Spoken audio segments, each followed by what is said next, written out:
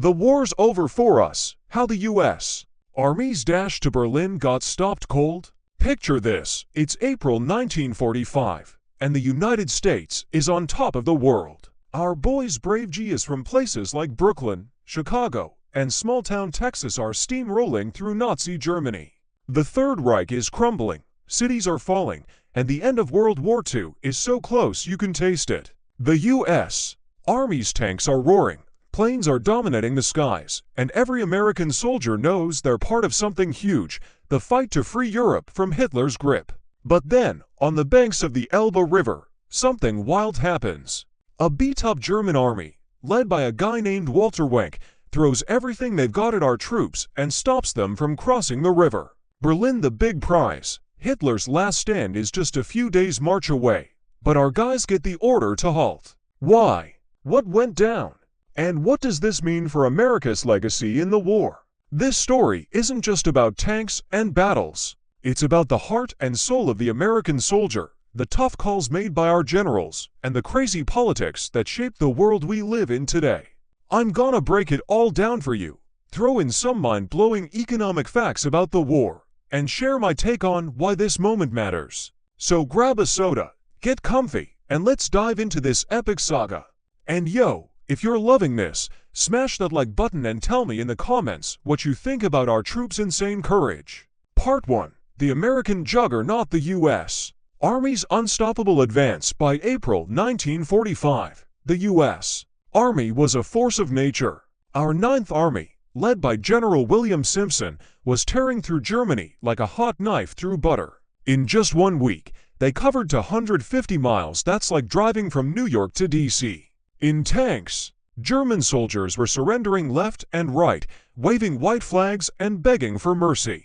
Our boys had the best gear, Sherman tanks, jeeps, and enough ammo to keep the fight going. Up in the sky, P-51 Mustangs ruled, blasting anything that moved.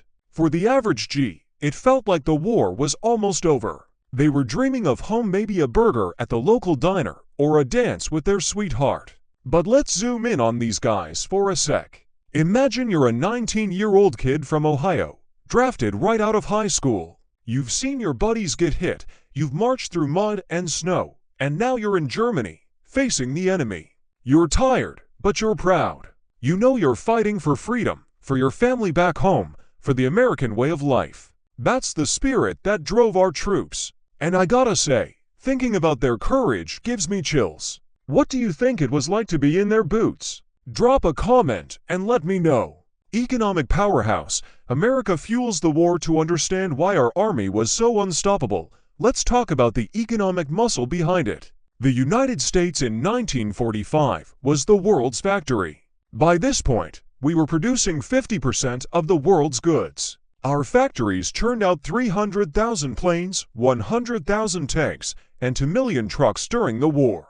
Detroit's auto plants switched from making Fords to building Shermans. Women shout out to Rosie, the riveter worked round the clock, keeping the assembly lines moving.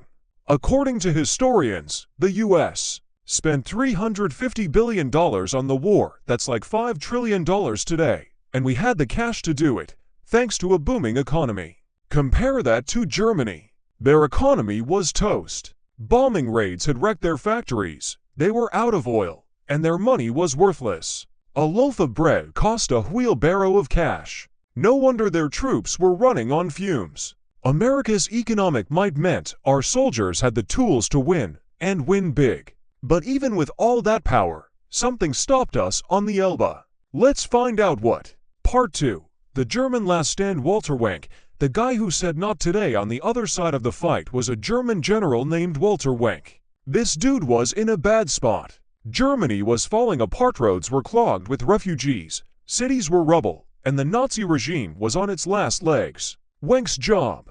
Hold the line on the Elbe River with a so-called army that was more like a high school football team than a fighting force. He had 56,000 guys, not the 100,000 he was promised. Most were old men, kids, or sailors who'd never fired a rifle. He had just 12 tanks. 12. Our boys had hundreds. And to top it off, Wenck just found out his life savings got looted when U.S. paratroopers hit a bank in Weimar. Talk about a rough day.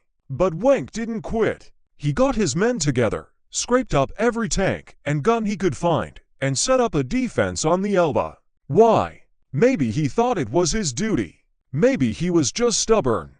Either way, this guy was about to give our troops a fight they didn't expect. I'm not saying he was a hero, let's be real. He was fighting for a losing cause, but you gotta admit, it's wild how he kept going.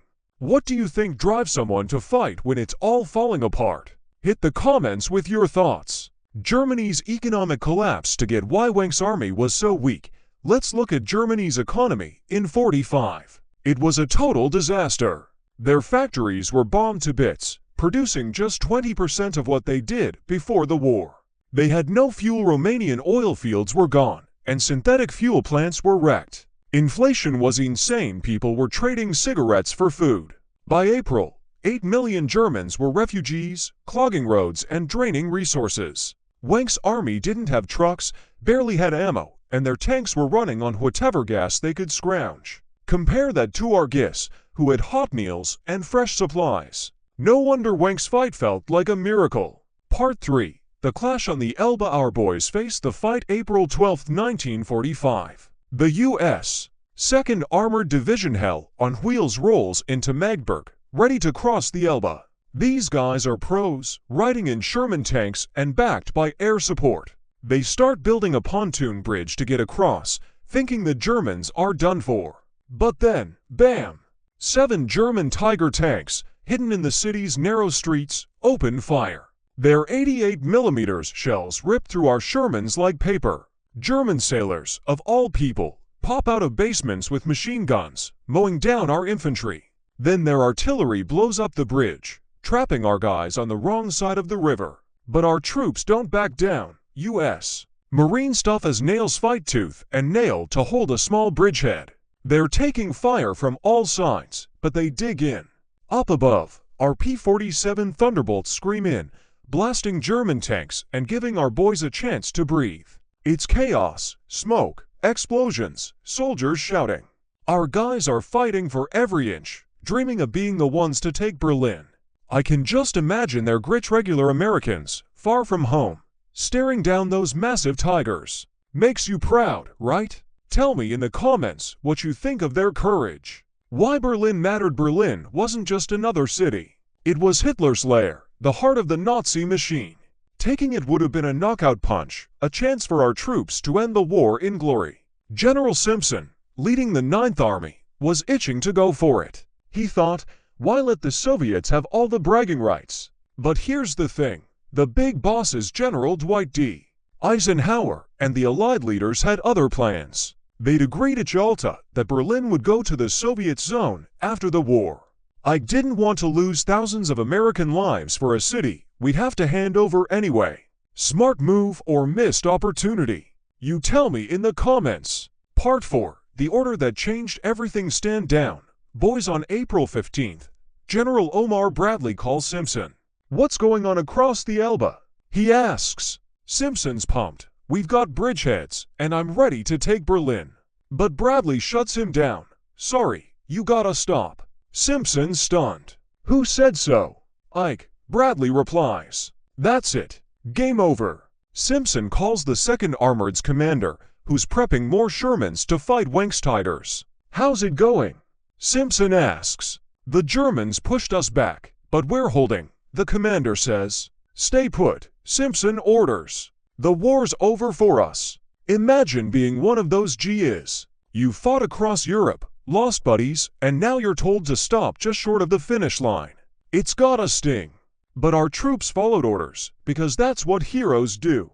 I think this moment shows the discipline and sacrifice of the American soldier. What do you think they felt? Drop a comment, and let's talk about it. Why Ike said no, so why did Eisenhower pull the plug? It's a hot debate even today. First, there was the Yalta deal. Berlin was promised to the Soviets, and Ike didn't want to start a beef with Stalin. Second, he knew the Soviets were closer, just 30 miles from Berlin, and they'd get there first. Third, Ike was all about saving lives. The war was almost won. Why risk more, American boys? But some folks, like Simpson, thought we missed a chance to show the world who's boss. I lean toward Ike's side. Saving lives matters more than bragging rights. What's your take? Hit the comments. Part 5. What this means for America. This story isn't just about 1945. It's about what makes America great. Our soldiers' courage, our leaders' tough calls, and our economic might. The Elba fight shows how our guests never gave up, even when the odds were rough. It also reminds us that war isn't just about winning battles, it's about strategy and sacrifice. Today, as we face new challenges, we can learn from those heroes. Stay strong, work together, and never stop fighting for what's right. I also think this story's a reminder to honor our veterans. Those G's on the Elba gave everything for us. Maybe reach out to a vet you know, thank them, or support a veterans charity. Small actions make a big difference. What's one way you'd honor our troops? Share in the comments. Yo, America, how epic was that? The U.S. Army's dash to Berlin, the clash on the Elba, and the tough call to stop. It's a story that deserves to be told. I hope you felt the pride and grit of our troops and maybe learned something new about the war. If you loved this, smash that like button, hit subscribe, and drop a comment with your thoughts. Was Ike right to stop? Were our guests the ultimate heroes? And what's another World War II story you want me to cover? Share this with your friends, keep the history alive, and I'll see you in the next one. Stay awesome, and let's keep talking.